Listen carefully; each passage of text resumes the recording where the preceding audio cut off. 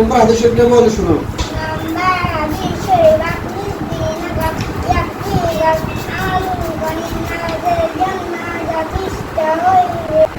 আলিফ বাতে পারোনি, বলো তো আলিফ বাতে শব্দগুলো বলো আমি শুনি।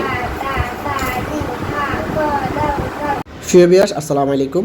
আজকে আমি আবরার হোসেনকে আধুনিক কসমেটিক পদ্ধতিতে মুসলমানি করাই দিলাম। প্রতিদিন ন্যায় আমার চেম্বারে প্রতিদিন কোনো না কোনো বাচ্চাকে আমি কসমেটিক পদ্ধতিতে মুসলমানি করিয়ে থাকি। সেক্ষেত্রে আজকে আবরারের মুসলমানি করে দিলাম একদম ব্যথামুক্ত কসমেটিক পদ্ধতিতে মুসলমানি।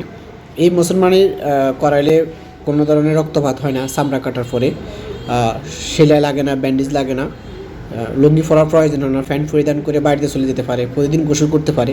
এক কথা যদি বলি, এটি বাচ্চাদের জন্য শতভাগ নিরাপদ একটা পদ্ধতি, কসমেটিক পদ্ধতি মুসলমানি করালে আর কি। তো আমরা যদি সহজভাবে বলি যে একটা বাচ্চার খতনা করানোর আগে যে লাইফস্টাইল, খতনা করার পরে সেম লাইফস্টাইল, কোনো ধরনের পরিবর্তন আনতে হয় না। আর আরেকটা সুবিধা হলো একদিনে বাচ্চা থেকে শুরু করে যে কোনো বয়সী বাচ্চাদের এই পদ্ধতিতে করানো যায়। অনেক ছোটো বাবু দেখা যাচ্ছে প্রস্রাব করার সময় প্রস্রাবে আগা ফুলে যায়, প্রস্রাব করতে পারে না ক্লিয়ারলি। সেক্ষেত্রে যাদের বয়স 1 মাস, 2 মাস, 15 দিন বা 3 মাস, তাদের ক্ষেত্রে আমরা খুব সহজে কসমেটিক পদ্ধতিতে মুসলমানি করে দিতে পারি।